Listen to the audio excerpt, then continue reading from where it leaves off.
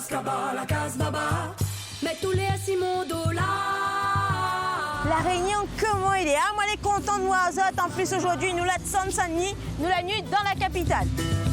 Et aujourd'hui, il a dit par ici, c'est Zot qui cause.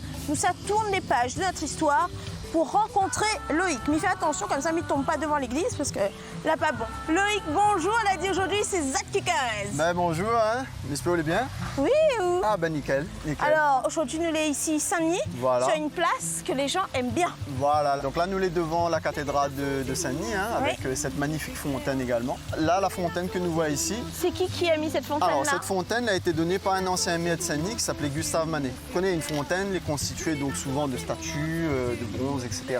Et elle a une signification en fait. Là, les statues que nous voyons ici, en fait, ils représentent chacune un pan de l'économie de l'époque, donc l'agriculture, le commerce, l'industrie et la marine. Ouh, ça a une histoire. Voilà, ça Et exactement. là, on est sur la place Voilà. de quelle église? Alors là, nous sommes devant l'église de Saint-Denis, donc la cathédrale de Saint-Denis, hein, depuis que... Ça a toujours été une cathédrale, Loïc? Alors non, à la base, c'est une petite église. Hein, elle est devenue cathédrale lorsqu'elle a eu un évêque à Saint-Denis. Et en fait, l'événement qui a eu lieu dans cette église, c'est... Est-ce que c'est un événement heureux ou malheureux?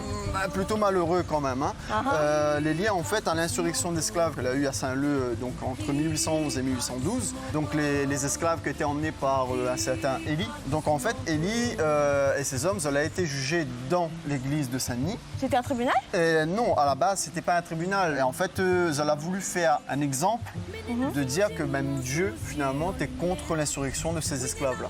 Et Dieu la laisse faire tout ça là tranquillement comme ça? Non, alors il dit qu'en fait, au moment où le jugement il sera rendu donc, dans l'église, la foule l'a battu sur un bâtiment voisin et l'a foudroyé, la femme et la belle-sœur d'un des magistrats. Ah là, Donc maintenant, ça, bon, voilà, Dieu la monte à Zot, quel côté branche Richard? Exactement. Du coup, ça n'a plus jamais juge des insurgés dans ce lieu-là. Ça reste un lieu saint. Et en fait, voilà, donc Élie, ce qu'il faut savoir, c'est que Élie va pouvoir s'enfuir dans la montagne.